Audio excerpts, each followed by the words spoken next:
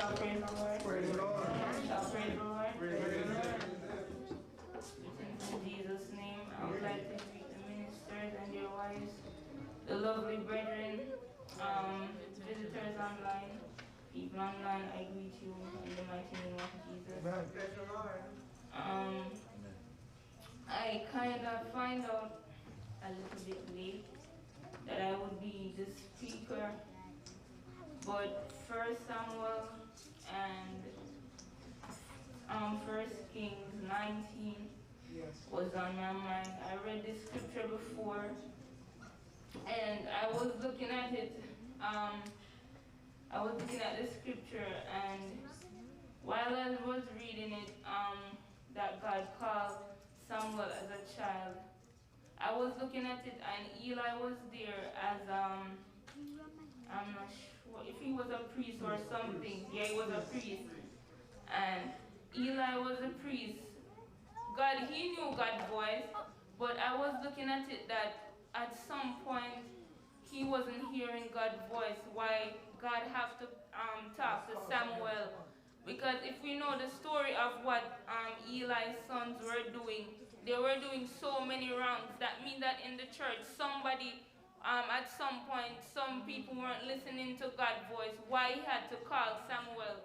Because Samuel was confused when he was hearing everything, because in the scripture he said he went to Eli and tell him, but Eli knew that it was the Lord talking to him, and he said, tell me what the Lord told you, and Samuel was telling him everything, and he knew that the Lord was talking. Virgin, I was looking at it and said, I don't, I wish that we don't reach to the point where little Ashton or somebody have to come to us and tell us about the folly that is going on in church, that somebody that is grown will listen to the voice of the Lord, brethren, and we would listen to the Lord and follow him. I was also looking at it and saying, like, as a child, as Samuel, I remember, like, when I was younger, I would always talk about the Lord and stuff. And when other children would see and that I dressed different, at that time I wasn't baptized, but I grew up with my mom. I didn't wear, my hair was natural, I didn't wear pants and stuff, and they would see me different, brethren. But sometimes, as they say, listen to the voice of the Lord. And for younger people, it comes through your parents and stuff. Certain things, sometimes as children, we are born to do foolish things. Sometimes the Lord is talking. I was very afraid of my parents. Like, they would say something to me and I would be afraid. They'd be like, don't go there and don't do this. And brethren, if I sometimes, as children, you don't listen, you do your own thing. But I'm telling you, children, to listen to your parents. When they say don't go here and don't go there, they're telling you for your own good, because there are a lot of stuff that can happen. And sometimes I find myself not listening. I was even talking to Sister Marlon. She had a cousin that died. And I was saying to the lady, I couldn't just, like, she always face the shape. I say, look up it, no go home. Sometimes it's just some random stranger, and they say, no go home, it's time to go home, because we're always lingering, we're always running jokes as children, being children, we're always socializing, but sometimes it's a little late and it's time for us to go home. And you would find some people say, what time for you to go on the yard, like a picnic? Sometimes the voice of the Lord, sometimes you want some little, some little soft little things, but sometimes the Lord is speaking through them. Some things can happen. A lot of young children, I know, they don't go home on time.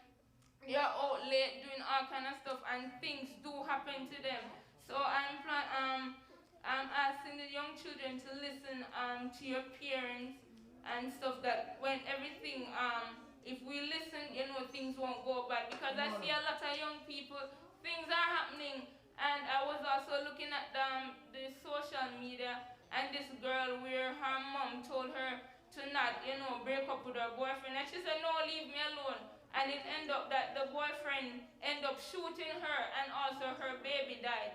Sometimes our parents are talking to us, I will say, yo, yeah, we try to block them out, or we try to do this, but sometimes it's for our own good. Sometimes I'm looking at it that if I didn't listen to my parents certain ways, if I wasn't, afraid of them in certain ways, that me know I'm not supposed to go here. So many things I'm looking at it, reflecting on my life, that so many things that could have happened to me, so many things bad could went. I wouldn't be here, brethren. And if I didn't listen to my parents, but I'm just thanking the Lord for talking to my parents, that even that I could be, I would say to children, be fearful of your parents. Okay, you have some children, they're not afraid of their parents. Every little thing, I'm wondering, I see sometimes some mothers talk to their children, and they don't build the relationship with their children, that they listen to them. They don't care about what their parents have to say. And I'm telling you, young people, listen, no matter how old you are, sometimes I'm saying, I'm at 20 now, and I feel like I am old enough. I don't have to, but when my parents talk, and I'm like, God, I thank you for my parents, that they're in my life, that they can talk to me, that I don't go out of the, they say certain things to me that I know that is the Lord. As Sister Ariel said, the Lord won't tell any foolishness, and we know the words of God. If they hear certain things, they know that's definitely the devil. And I just want to thank the Lord. And I also was talking about 1 Kings, and it was 1 Kings 19. It was talking about Elijah, and when Jezebel threatened him, and he was running. And I was looking at this scripture, and I was saying, sometimes in our life, we reach a point of weakness, and sometimes it's only the comfort, the voice of the Lord that can bring us back. Because you see that we know that Elijah is a strong man, and he encountered so many things, but yet still a woman made a threat, and he was running. A woman like me, that in those days, women weren't really, as seen as the head, but a woman let him run. And he was also telling the Lord to take his life. Sometimes we reach a point of being so down, certain things the adversary say, and it gets us down.